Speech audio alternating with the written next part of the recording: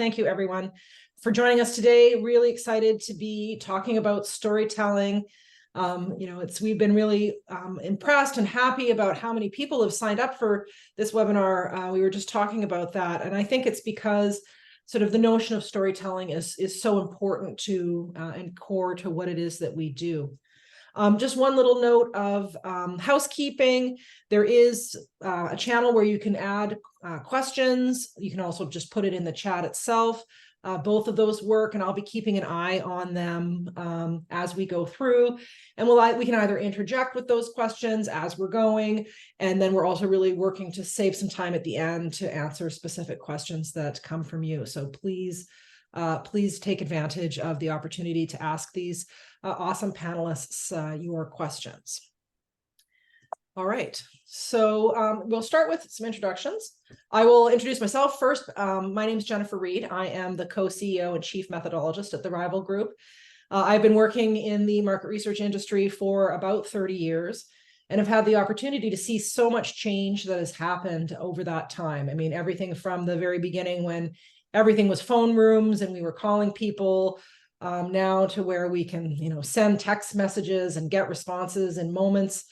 I think that's really changed how we are able to tell stories because of the richness of the data that's available to us today. And so I'm really excited to be the moderator for today. So why don't we, instead of me introducing each of you, I would love it if you would tell us a little bit about your story. And Jason, why don't we start with you?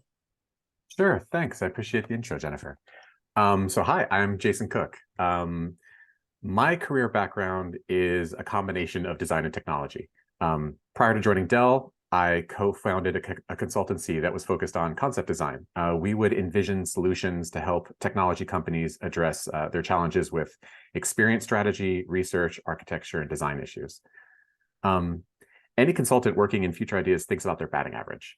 How much of your work have you done in your career that's actually seen the light of day, become a product, impacted people's lives? And I found that the greatest obstacle for my clients' approach to adopting those ideas was weak evidence that they would need to get the confidence in the approach. Great ideas only fly with believers without the evidence. And so to convince skeptics, you need facts. And that was the missing third leg in my consultancy, the behavioral science. So once I started bringing an evidence-based approach to my organization's propositions, we didn't have to rely entirely on our industry experience to inform our judgment. We could also use social psychology and statistics. And so my team at Dell does similar work, but now I'm an internal resource instead of an outside consultancy. We intertwine user research and concept design to tell stories about how people can use technology to power human progress and helping people achieve those goals through technology. Amazing. Thanks for joining us. Amy, you're up next. Hello, everyone. I'm Amy, and I lead the research and thought leadership team at HubSpot. So we have a really interesting intersection of doing a lot of sort of typical market research activities, informing how HubSpot approaches our marketing, but we also do a lot of content generation based on research and insights that we find. So that's a super important place where storytelling comes into play. My path to get here, basically, as long as I can remember, I've been super interested in how people make decisions and why people do what they do and how people think and how people interact with each other. And I'm also a huge math nerd. So I kind of found the intersection of those things in market research coming out of college. I was on the consulting side for quite a while and then eventually came over to HubSpot to, again, do similar kinds of work and also extend into more of the marketing and kind of quote unquote selling of the ideas aspect of it here for HubSpot. Amazing. I feel like all of us in the inside industry deserve a t-shirt that says math nerd. Absolutely. Let's get on that. Awesome. Thank you. Sophia. Thanks, Jennifer. And yes, Amy, former math lead here. My name's Sophia. I work at Warner Bros. Discovery. I run our qual and quant in our content sales global research team. But I started my career more on the creative side of entertainment. I worked for, I was a producer's assistant and then story editor for a production company that had a first deal at Sony. So I spent a lot of time analyzing scripts and breaking down stories. And even though that wasn't my speed and eventually I transferred to consumer insights, I feel like that was very refreshing to bring all that knowledge into the business culture and day-to-day corporate life. after working in creative, I got my start in research at a agency called Screen Engine ASI. And I was actually trained on the custom research discipline, which I appreciate a lot because it kind of kept me very limber to transfer my skills between different verticals. Even though we were working a lot in entertainment, my variety of clients spanned beyond that, retail, gaming, immersive entertainment, all sorts of different clients. So now that I'm at Warner Bros. Discovery, that gives me the flexibility to work a bunch of different projects. So that's where I am right now. Love that. I love how as an industry we have such a variety of backgrounds. I think that's one of the things that makes us into good storytellers, because we haven't just come up through one sort of same lens in our backgrounds, and as a result we're able to sort of draw on our history in order to get those stories told. I'm going to show 2 slides and talk for about 7 minutes, and then we're going to turn this over to the panel as itself. Why won't you go forward? Here we go. This is the only slide I have about Rival, but just to sort of level set, who is the Rival Group and what are we about? At the Rival Group, our job is, we really see it as our mandate to elevate all elements of research across the board. We're really excited about the opportunity to bring what we have traditionally done into sort of the modern era that we're in. And that really encompasses all elements of the research experience. It starts with engage. We spend a lot of time thinking about what the respondent experience is. We are huge believers in that the quality of your data and therefore your ability to tell a story starts with being able to collect really really good insight that is vulnerable, that is thoughtful, and that is engaging. It comes down to understand and how we can actually get at better insight through lots of different kinds of tools, use of video. I know Jason's going to talk about that a little bit later, and how we can bring those things together, but still having the sort of rigor, the quantitative rigor that we need in the background in order to make sure that we still feel confident in the data that we're collecting. I think one of the challenges that a lot of researchers have when they're trying to live up to best practices, to really think about how to be doing things right for both their story and their customers or their members or their respondents. The barrier to that is, as researchers, we are tight on time, we're tight on budget. And so we end up doing things that maybe aren't always the best because we're dealing within the constraints that we have. And so when we think about how we build our platforms and how we deliver our service at Rival, we're always thinking about ways that we can use technology to do some of that heavy lift that really let you lean into the best practices. And for us, that's that sort of pillar of optimize. And the last pillar is inspire, and that's why we're here today. I mean, we're here today to talk about storytelling and how we actually do more than just present data and charts and graphs to our internal stakeholders, but really craft a story that help answer important business needs. And for us, that comes everywhere from speed to insight, all the way through to very robust reporting, robust and interesting reporting that our partners at Reach3 bring to the table. And that is sort of Rival in a nutshell. I'm going to show this QR code on the bottom here at the very end again. It has a video. It actually shows you what one of our conversational surveys look like. It has a video, I think, in the first 90 seconds. And so either grab it right now and just set your phone aside and look at it again later, or like I said, I promise to show it again at the end. I always like when I'm thinking about something, and maybe this is because I am a bit of an ops girly, that's kind of how I came up through things. I always like for a takeaway for there to be some sort of structure to the conversation. And so when we sat down and started thinking about storytelling and what did that mean, how are we going to unpack it, we really sort of divided it into these 5 concepts. And this is what we're going to explore today. And just as a sort of setup, it starts with the story. What is the story I want to tell? When I was a young researcher many, many years ago, I was taught that you should write your data plan before you write your questions. And why is that? What was the purpose of that? It was allowed you to sort of sit back and say, this is the story I'm going to want to be able to craft. this is the kind of analysis I'm going to want to be able to do. And I really should start thinking there before I start thinking about what questions do I need to ask in order to get to that ultimate story. The next piece is timing. And there's kind of two ends of timing. We always think about timing as being fast. I had the opportunity to hear one of the senior product developers at Microsoft speak to a group of insights professionals about 18 months ago. And he talked about grungy data. He talked about how, the problem in product development in UX sort of kind of work is that they're moving so fast that by the time, user feedback comes back to them, they've actually already moved on and built it. He doesn't need fancy reports. He just actually wants the highlights, and he wants them quickly.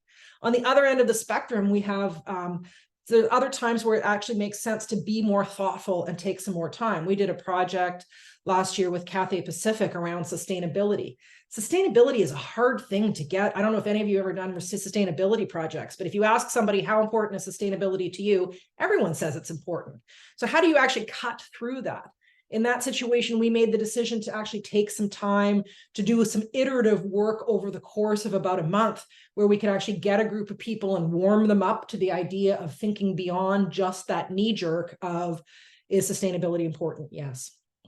The third piece here is, what are the elements? What are the raw materials I can use to bring my story to life? I love the current world that we live in research, because there's just so many options available to us.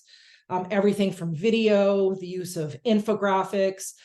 We work with Paramount, and we produce an infographic for them once a month. And it's just like a one page that has some of the highlights of what they've done in that past month, and they're able to sort of circulate that easily. If we think about delivery, so what is the best way to share my story? Trying to have a full suite of, is it that sort of grungy data that kind of can come really quick, and it's some bullet points, all the way through to things that are, much more robust, much more visually interesting. When we first started having video as really part of our regular offer, some of our consultants at Reach 3 were working with their clients, and what they discovered was they would make a video reel, and then they would write a traditional report. What would happen is that video reel would go viral in the organization, and the report would kind of clunk, clunk, clunk, and not really go anywhere. And so they really spent a lot of time thinking about how you actually merge those two things together to have something that's really visually engaging, where the results in the video is all encapsulated in the same report, so that the entire story goes viral, not just the one little piece of it. And then, of course, the last piece is audience. So who are you talking to, and how do I make sure that I'm tailoring what I'm saying if I'm speaking to my colleagues, if I'm speaking to product developers, if I'm speaking to CMOs or even CEOs. I'm going to take down this deck because you guys, I want to be able to see everybody's face. Oh, no, stop share is what I'm supposed to be doing. There we go. And that is enough hearing from me. Let us turn this over to the panel. And Sophia, I'm going to start with you. There's a lot of data available to Insight Pros today, which is, can be both a good thing and a bad thing. How do you take all that data to find the stories to address your business needs?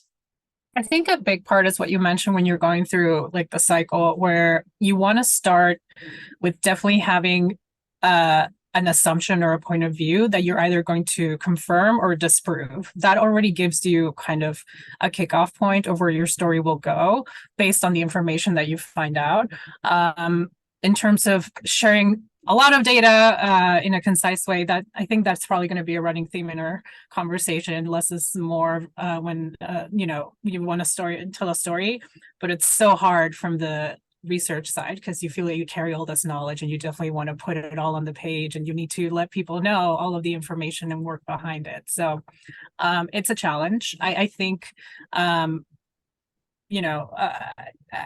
always focus on what is the basic and then open from there. Or I guess you start with like all your information, and then you need to look at it just from someone that has fresh eyes. It's like that. I think it's a misquote by now, but it's that famous saying, if I had more time, I would bring you a shorter letter.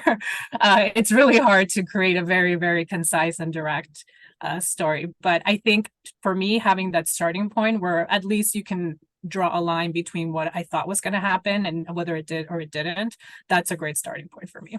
Love a hypothesis for sure, for sure. Mm-hmm. Amy, often the most compelling stories are ones that reveal or something that's surprising or counterintuitive. I've always said when I've been mentoring interns, you know, the worst is when you have to deliver bad news. But if you think about sort of surprising or counterintuitive, you know, what techniques do you find are useful when you need to tell those stories? Yeah, first of all, I'll say that shorter letter quote is one of my favorites. A little sad to hear that it might be a misquote, but I will continue to quote it anyway. Yeah, and I think this really builds off of what Sophia was saying of like having strong hypotheses at the beginning and knowing what the story is that either you think is the story, that your stakeholders like assume is the story, having a really good sense of that early on, and then as the researcher being the one who is able to be a little bit more objective and design research that will genuinely tell you whether that's true or not versus research that's going to lead you to a certain answer that people want to hear. And I think in delivering that story, well, first of all, you know, it's horrible to have to deliver bad news. It's hard to tell people that what they think isn't true. Also, you will never get more engagement than when you are telling someone something they didn't think was true. So sometimes I think that's better than just being like, yep, everything you thought was right is, and that's it, and we're done. But I find that it's best to just like kind of confront it head on. So we've done reports in the past that are mythbusters, literally set up as like, this is what everyone believes, and hey, myth busted, this is not true. And then sometimes, you know, throw a couple in there that people were right about, make sure that they know that their instincts aren't totally off, but to just confront it head on and to be really solid, have really solid data backing it up. So it's kind of, people can't question it, you know, it's really the truth. Yeah, I find those presentations fun at this point, but definitely they're scary going into them the first few times. They sure are. I mean, I think that for myself, like the stories of my research career that stick with me are much more often times when I had to sort of tell somebody that their product was not going to work or that people didn't like it.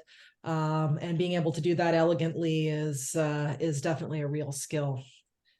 Jason, can you talk to me a little bit about sort of this combination of quant and qual and video and how you are able to sort of find the story through multiple different inputs in your data? Sure. Yeah, we almost by default will conduct studies with multiple methods to be able to triangulate our insights as opposed to relying entirely on one method. Our organization does two kinds of research. We do both exploratory research and evaluative. With evaluative research, the setup for the story is known ahead of time. You've got a stakeholder came to us with a specific question. It may or may not be a simple yes or no, but it's a definitive area of inquiry. And so we can respond to that question and the story writes itself. We're answering a question. The more challenging area to find a narrative is in exploratory research, because in that time, sometimes you don't actually have a hypothesis you're trying to prove.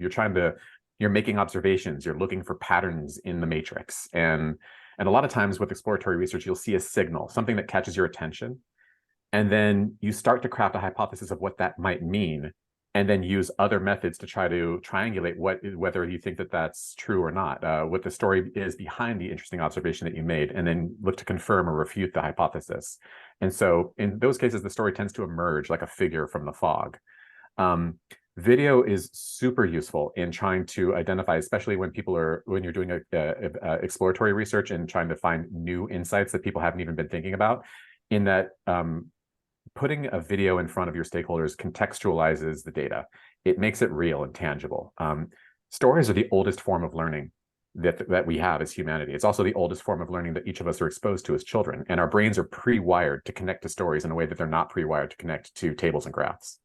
And so by using video to underscore the things that you're saying when you're presenting your material, it really helps drive it home. And sometimes all people remember is the video, and they continue to talk about it even if they don't remember the figures in your graphs. Fair, absolutely. And you know, and a little plug to Dell, and I think another thing that you guys do amazingly is you extend that storytelling not only to your stakeholders, but also in the communities of people that you recruit, and how you can actually use a video to tell a little story about this is what we're trying to understand today, so that it's a little bit less out of the blue and you've created some context. I think that really drives you know, much more meaningful response from people, in that you're kind of using that storytelling loop all the way around. Okay, good. Let's talk a little bit about timing now. If we think about timing to insights is critical. I mean, we live in a fast-paced world, and despite the fact that I did tell a story about how sometimes fast isn't always necessarily the way. How do we get fast feedback and data without compromising on quality? Amy, is that something that you can talk to us a little bit about? Yeah, absolutely. And the timing aspect of this, obviously speed is important, but for us, like this is very real. I don't know if you all have heard of a little thing called AI, but we, my team went over the last year in a span of weeks. We had to go from like, what the heck is ChatGPT to, oh, we're publishing an AI trends report, right? And we have kind of established ourselves as leaders on insight into this topic. And so we have to move fast, but it's because there is a moment happening and we have to be able to get in on that moment while it's happening. And that's true both in the external market with like content that we're producing that we want to catch on to those waves, and also internally, what is on our stakeholders' minds at any given time can change really quickly. So I think a couple of the things that we do to make this happen, one is having really strong partnerships. So, we only have so many people on our team here, and sometimes we have to be able to flex at times that we need to be able to do more. So we have strong partnerships with other folks in the research industry, whether that's full service agencies or panels that we really trust to do things quickly and with high quality. And just making sure, again, like we're really clear on what we're trying to say or solve or prove or discover, and being targeted in how we design the research for it, not trying to cram everything into one survey, but really being specific about what we want to learn and focusing in on that. And sometimes we even will do almost like a modular approach, or we'll just break something up into multiple phases. So we have a few hypotheses at the beginning, run a quick 5-minute survey to validate or disprove some of those things, learn something new, do it again a couple of weeks later and learn more things, and keep doing that process over and over, so that we're kind of building the story and learning it at the same time. Love iterative research. I absolutely love it. Jason, anything to pile on this topic? I'll just double click on what Amy said, Yeah. +1 to everything that you said, Amy. But the one thing I'll just want to specifically call out, my team runs multiple customer research panels, and one of those is powered by Rival. And far and away, that is our fastest method when it comes to speed to insights for novel questions. No question about that. If we have an urgent burning matter, which happens, we can go from intake to study to share out in a few days. If we really need to, we absolutely can do that. Sometimes that takes weeks with other methods. And while we do this triangulation, using multiple methods to bring a more comprehensive answer to bear, a Rival survey is typically among the first data that we get back. Great, that's good to hear. Sophia, to elevate the role of research, this need to have, you talked a little bit before about all of the different elements, the different kinds of teams, and the different sort of things that you have done in the past and that you do now. You have to have ongoing and open communication with different parts of your business to really make your data sort of elevate properly. Are there any tactics that work specifically for you when challenged by that? That's a good question. Yes, especially in my current role, a lot of the research is similar to what the other panelists are describing, but our research role is also very educational. It's not only running primary research, but it's also being like the middle person, being the expert for, market trends. We do a lot of trends watching. We have great partners in that, and just kind of bringing all sorts of context into our business.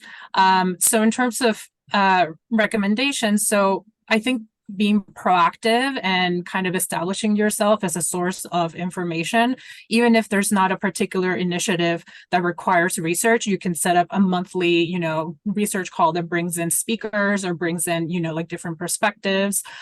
We do a lot of that in our team, and just kind of, and this is like the no doubt, but like networking and just kind of being visible and present. It's hard sometimes when anyone is remote. In our situation, we are being asked to be in the office more, and I think that is one of the benefits of being in the office.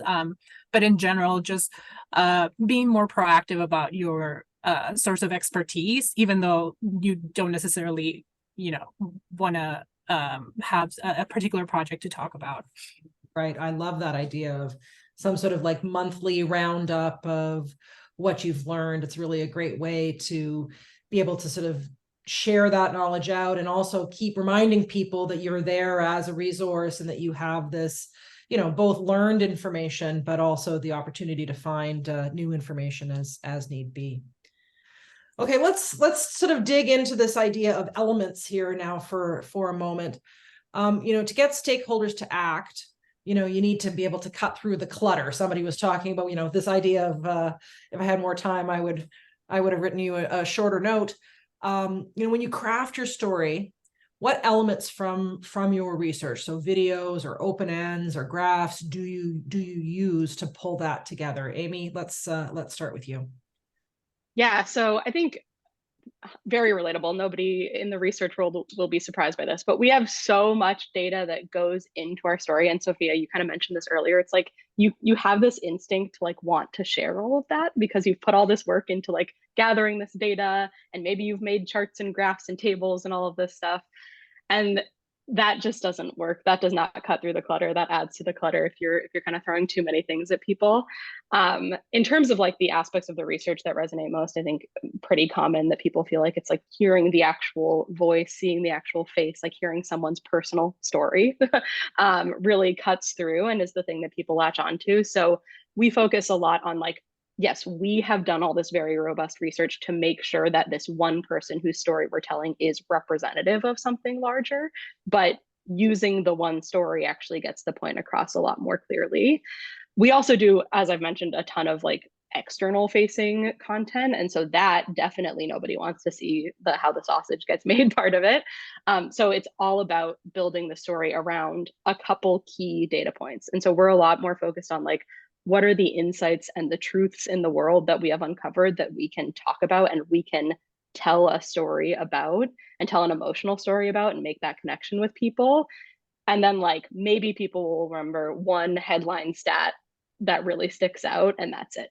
But it's not really about the data. It's not really even about the research, except that fuels our ability to craft the story. Yeah, I mean, it's interesting, sort of similarly how sometimes when we're writing questions, we have to remember that the audience those questions are for aren't walking around thinking about our problems all day, and they don't know our they don't know our acronyms or an internal lingo. Same is true for the people consuming our information, despite the fact that we had to wade through sometimes boxes and boxes of tabs. I've been there. You have to just sort of get to the highlights and what the key points are. I love that. Sophia, maybe you can walk me through what you do to understand what the story is telling you. Like, what are some of the pain points that you deal with when you're trying to see the story in your data, and kind of how you've overcome those? I think a big pain point is that when a request comes in for research, usually what they're asking is, can you give me ammunition to like make this point? And sometimes consumers don't think that way. Actually, will think the opposite of what our stakeholders would like to say. So that's a big challenge sometimes, but I think just for the integrity of the data and the information, there is a way to still show the right data and like maybe explore alternative ways that the point can be made, or you definitely don't want to compromise like the facts. But I think most of the time we understand what our stakeholders are trying to say, so we go into a research project framing it as best as possible to get the results that we want without compromising the integrity of the research. That being said, I think finding the story, what we've already said, less is more. What Jason was referring to with videos, grounding the research with actual testimonials or information from the consumers. It's one of the most common like script roles where don't tell me, show me. If there's any time that you can put something visual that can help get your point across, that's definitely a good tool to lean on.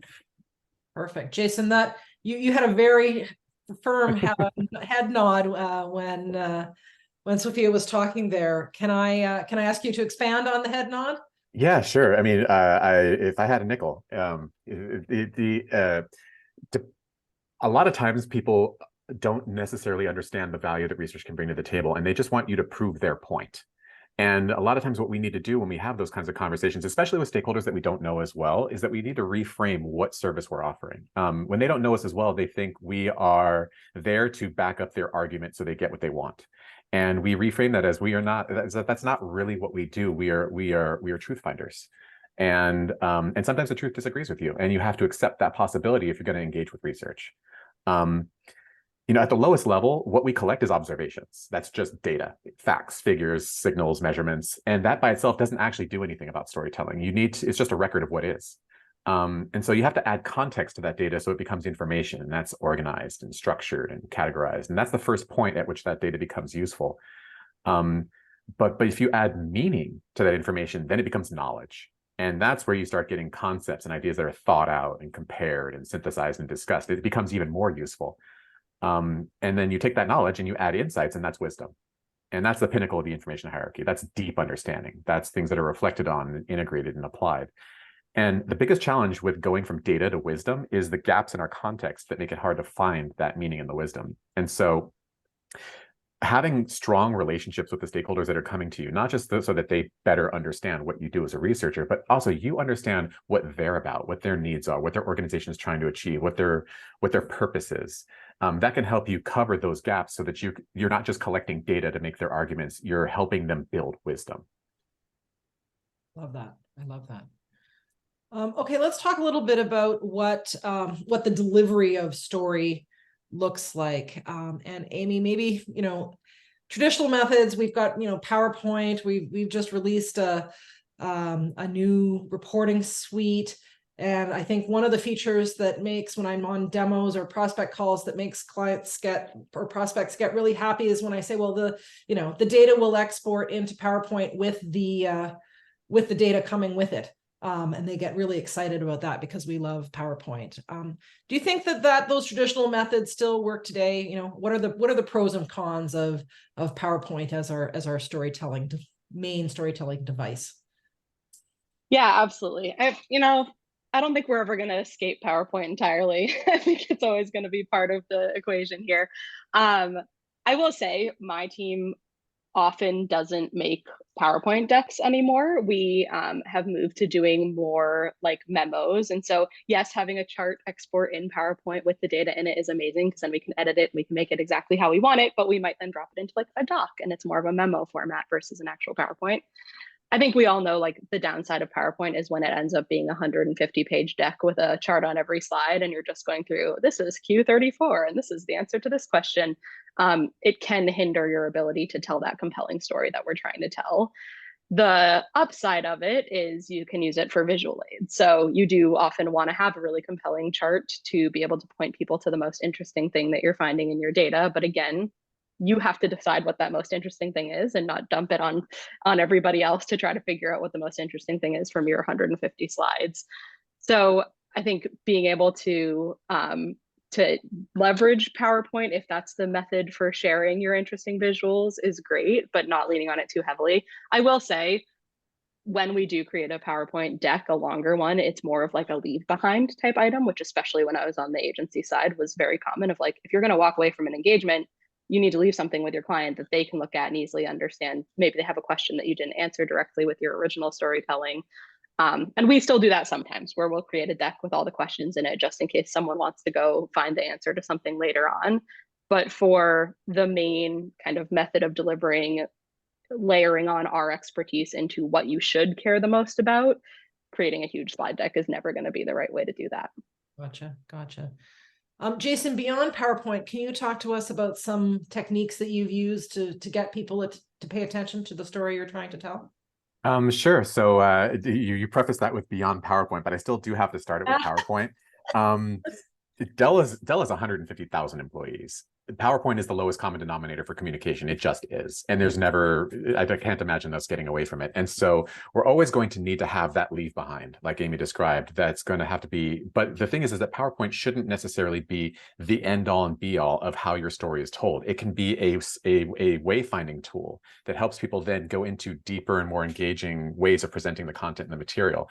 Like I said, we make very heavy use of video in our organization. I'm lucky enough that my team is both, brings together both research and design.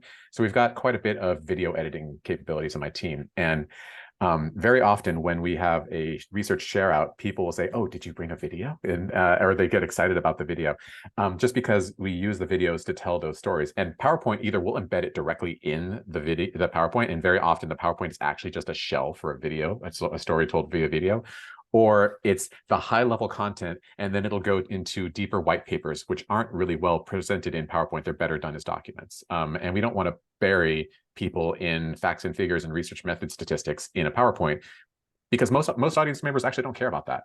Some do, and those can click the link. Right. I mean, the great thing today is there's so much video software editing or video editing software, other direction, Jennifer, that exists out there that is easy to use, that you don't really have to have a ton of. It's amazing when you do have video editing, but anyone that's out there listening to this thinking, well, I don't have that in my team, how do I make that real? It's definitely worth having a look at what kind of easy to use. I can make videos, and I certainly have no video editing expertise using some of the tools that are available to us. I also want to say to what Jason was saying, the power of design is your best friend. It's definitely, even if you are still using PowerPoint, there's so much value if you can afford it and have a great design team to support you. If you cannot, there's so many great resources to just get 101 basic simplifying slides, kind of welcome to my TED talk, looks that can really make or break the decks that you're sharing. So I have nothing but respect for people that design things for us, and you encourage everyone to just take time to just learn a little bit if they haven't, because it's fantastic. Great. I'm going to pause and take one question from the audience now before we actually finish off by talking about audience. I'll pose it, and you guys can let me know who wants to answer. But could any of you walk us through maybe a tangible example of what storytelling looks like in the work that you do? I'd like to respond to that one. All right, good. He's not in her head too. So we'll Jason sure. go and then Amy after you. Okay, terrific. I'm going to give one great example. This is actually a story that we told about a year ago, and people still talk about it. Where we were doing some research having to do with friction that customers were experiencing around getting support for problems that they have. And we did a bunch of qualitative interviews for that research. And for a lot of those interviews, the research participants agreed to have their camera on. And there was one particular person who told a really compelling story. She was deeply emotional about it. She actually cried. And we used her story throughout the whole narrative. And now we did it in PowerPoint format and video. It was a mix of the two.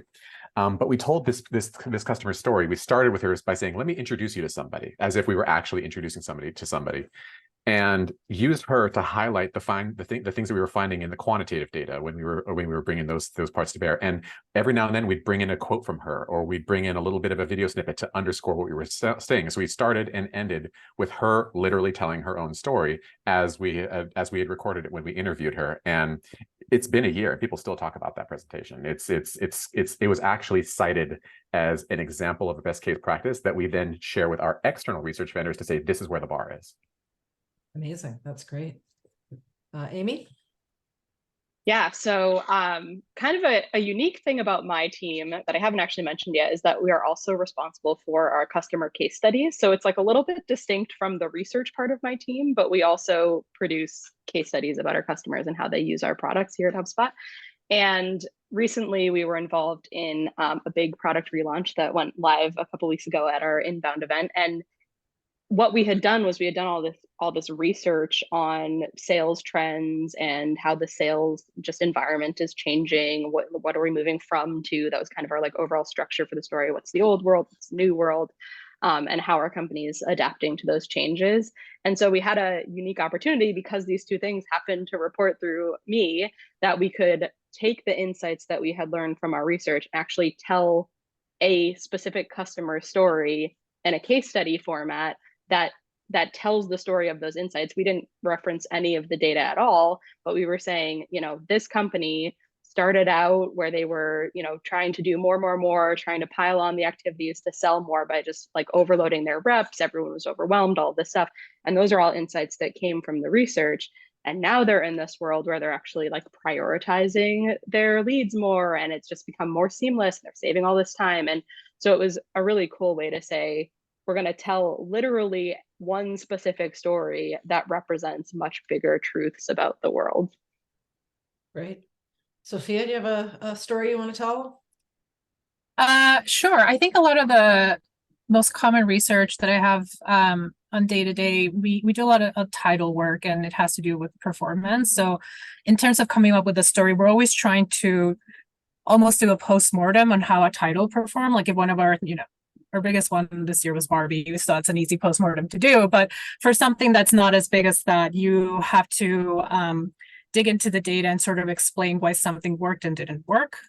So the story always has to come from a place of opportunity, and the next, similar comp to what it would be. How can we do things differently? It's such a challenging exercise to do because it's a creative medium, and every film is its own product and has its own nuances and audiences, and it's kind of like a little bit of an art form in addition to the research.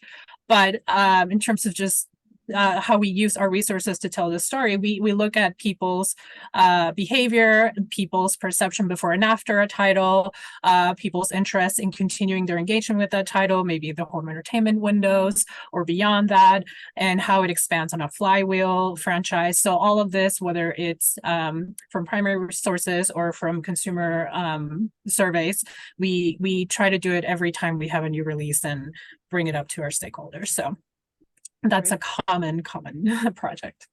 Got it. Thank you for that. Okay, let's talk about audience and sort of stakeholders. That's sort of idea of who you're delivering to. Sometimes stakeholders need different elevation of messaging, or maybe even just a completely different channel. How do you customize your messaging to fit different internal audience? And Jason, I'm going to throw this one over to you. Sure. We share with a pretty diverse collection of people: business analysts, product owners, technologists, strategists, executives, people with a whole wide variety of purviews and degree of background information and knowledge. And a lot of times the format has to vary a lot too. Like we'll present the same findings in an hour-long seminar, but we'll also need to be able to sum it up in a 60-second elevator conversation. And so to do that, what we do is we first build the narrative that tells the whole exhaustive story for an audience of lay people who don't have any background and are deeply interested in every detail. So that's the full kit and caboodle story. And then what we do is we'll selectively remove parts for other audiences that might have more background understanding, or maybe they're already familiar with the science, or they have less time and attention for the details. And so from that, we get one area where we have the combined story, and then we have extracts for different audiences and different time formats. Got it. Sophia, have you ever been in a situation where your boss or your colleagues sort of challenge the story that you're trying to tell them? And if so, how have you managed that? Yeah, that for an introvert like myself, that's like the worst nightmare when you're presenting something. Just take the information and thank you very much. No, I think dealing with that, I've learned to be uncomfortable when you're in a room presenting to a certain number of people and stakeholders. I think it's always important to remember that their role is to challenge, and that's kind of what should happen. It should be a conversation, not just kind of an open reception. And what I would recommend that I try to practice myself is definitely don't improvise. I fight the impulse to improvise and sort of come up with an answer, even if you don't have it at the moment. Actually, one of my old bosses really instilled in me, like, just tell me you don't know. Like, be okay with saying, I don't know, but I can find out, and I can revisit, like, and nothing is beyond that confident reassurance that you can actually get the information that you need. You just don't need to have all of it at the moment where you are. So even though it's a little counterintuitive to the impulses that some people may have, I think it's okay to confidently say, let me work on that and get back to you. Right. I mean, the data, sometimes you didn't even think to look into a particular element of a story until somebody asks you about it, and the opportunity to go back and check is pretty powerful. Amy, yeah, any follow-up on that? On how you manage to deliver your story to the different kinds of audiences? I know you've got some special circumstances in the different audiences that you have. Yeah, for sure. I mean, I've mentioned it a few times, but we are navigating internal audiences, trying to influence how we do our own marketing, how we position our products, all those types of things, and external audiences. So one of the unique audiences that we have is essentially a huge audience of our customers and prospective customers, and just generally kind of the industry through our blog. So I've mentioned it a couple times, but that's where we really have to get to the right level of story for that audience really quickly, which generally is not a lot about the background data and all the stuff that went into it. It's really focused on what are the trends? Why does this matter to me? What should I do about it? What is the future bringing? Which is a scary place to play as a super data oriented person who wants to be able to prove for sure everything we're saying. But being able to really share those types of insights that are going to be actionable for the people that work in the industries that we play in is really important. And it's really interesting. I mean, it's great because proprietary data performs really well on blogs. Highly recommend it. So definitely getting the data in there is important, but then surrounding that with the so what of it all is the most important thing. Amazing. Thank you for that. I'm going to go back to an audience question right now, which is, we did talk a lot about video. I mean, video is so exciting and so powerful. It's easy for that to be the thing that we keep coming back to over and over again. But other than video, are there any other tools that you have found particularly valuable in storytelling? And I'll throw that out again to any of the three of you to answer. I'll just share one liner. Oh, no, go ahead, Sophia. Oh, no, mine was going to be a very non-answer where it really depends on what you're doing and what, for a long time, I really relied on stock images and just kind of setting the tone of a slide and doing things like that. But oftentimes you can get much farther with just having simple one, bubble or chart, just kind of call outs or things like that. Yeah. Jason? I'll just add a quick one. Learn how news works. Study newsrooms. Oh, that's fantastic. Yeah. Newsrooms news works like this. Reporters find facts, and then writers turn facts into narrative. And so reporting requires facts. If you're creating a story without the facts, you're actually writing fiction. And so it's really important to understand how the news works, how to know how to use the journalism pyramid to go from a headline in the lead into your quotes and your examples and your statistics as that gets further down in that pyramid.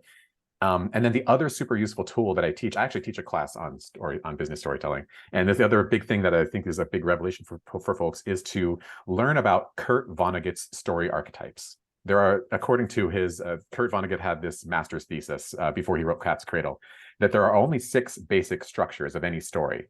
And if you understand that, you can craft your narrative around which of those 6 the data fits best. And that way the story makes sense to us as people who understand how stories are supposed to work.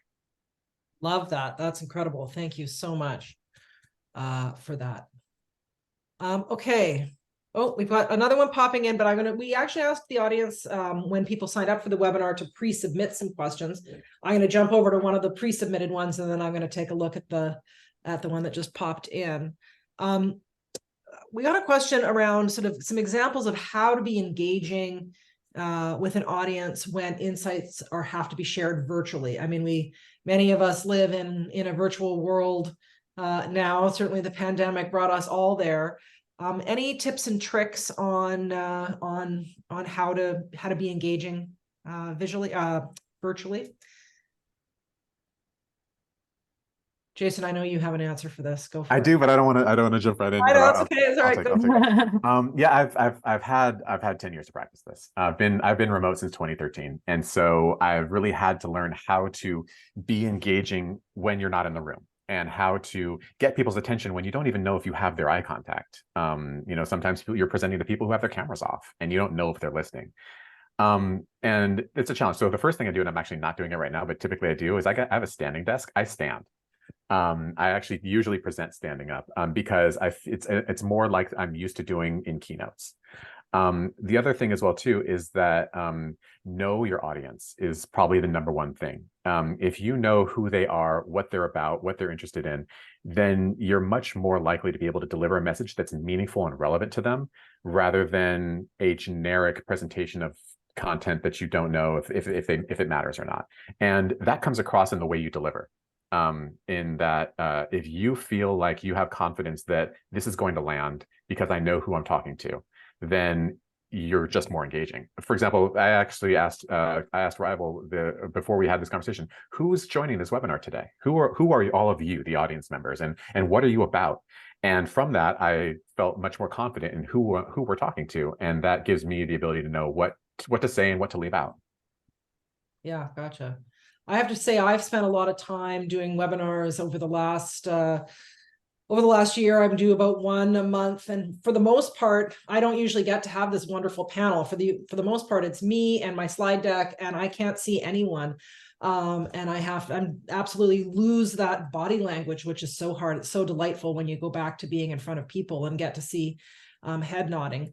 I think for me, one of the things that I do when I'm presenting virtually is really make sure that I'm really clean on what I'm trying to say, and that kind of coming back to the build of the elements that the story that I'm trying to tell. And, Calvin and I will often work on making sure that that's like really sort of clean and easy to follow, because you're just naturally, I think, as an audience member in your home, when you're just listening and your camera's not on, it's easy to get distracted into something else. And so being very to the point has been one of the things that's sort of worked really well for me.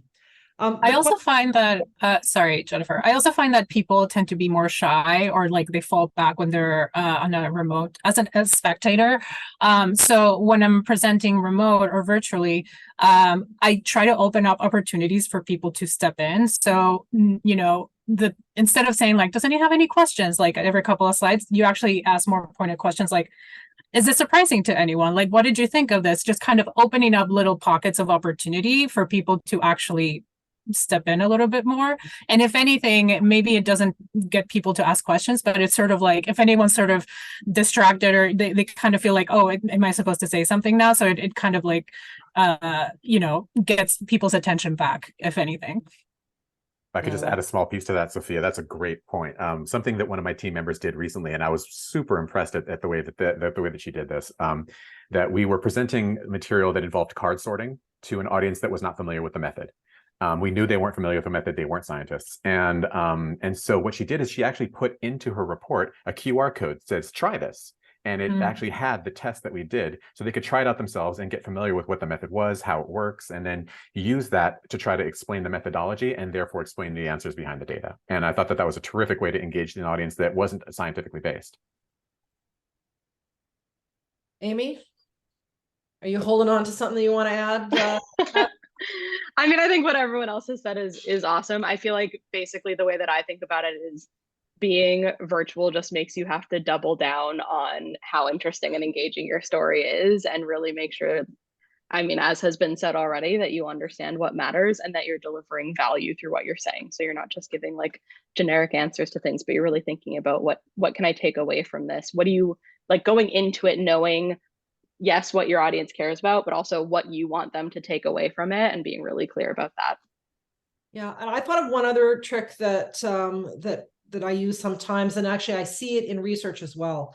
Sometimes starting a session, and of course this doesn't work when you have 50 people on the line, but if you're presenting to a smaller group, sometimes starting with a question that even is just a friendly question that kind of forces everybody to answer, gets people warmed up, and now they've actually engaged, they've turned their cameras on, they've had to say something, is a way to sort of increase engagement. I mean, we even do that in our internal meetings where we start with the question of the day.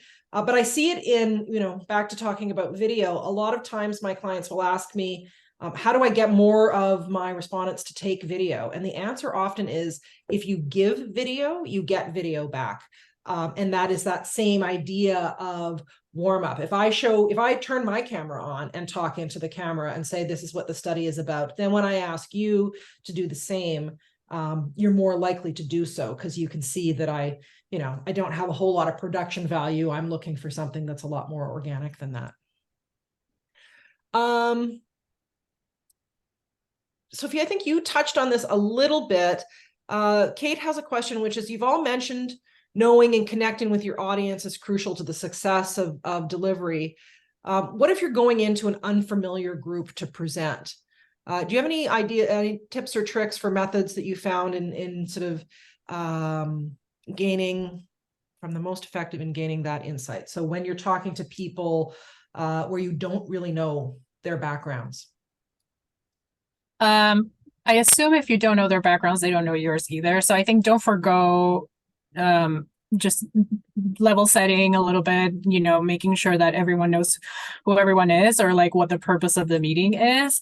And you can probably just start by asking questions instead of digging into the data first, because that way you can understand better what they're looking to get out of this meeting, presentation, or whatever it is, as opposed to just kind of getting into the data right away. Gotcha. Yeah, I'll add to that too. I like, without knowing the specific situation that we're talking about, often when you're going into a room of people that you don't know, you know someone who knows them. So, if my boss is putting me in front of a group of stakeholders I've never presented to before, she probably knows them. So I'll ask her about them and what they care about. Like basically doing your own kind of background research and intel gathering, if you can, if it's a situation where that makes sense, can go a long way to just understanding, what do these people care about? How are they going to react to things? What should I be careful of and pay attention to, and all of that kind of stuff. I'll just add one small bit to that as well too, in that if you don't know who they are and they don't know who you are, it's really important for you to very clearly demonstrate that in the first 30 seconds of your conversation. You can lose their attention in 30 seconds and you won't get it back. And so if you get right up front and clarify and articulate your purpose and your impact, what do you want them to think, feel, and do after you share what you're going to share? And then motivate and facilitate their actions. Start with here's what's going on, and then move into so what's the big takeaway? What's in it for me? Why do you care? And then now what do I recommend you do with this information?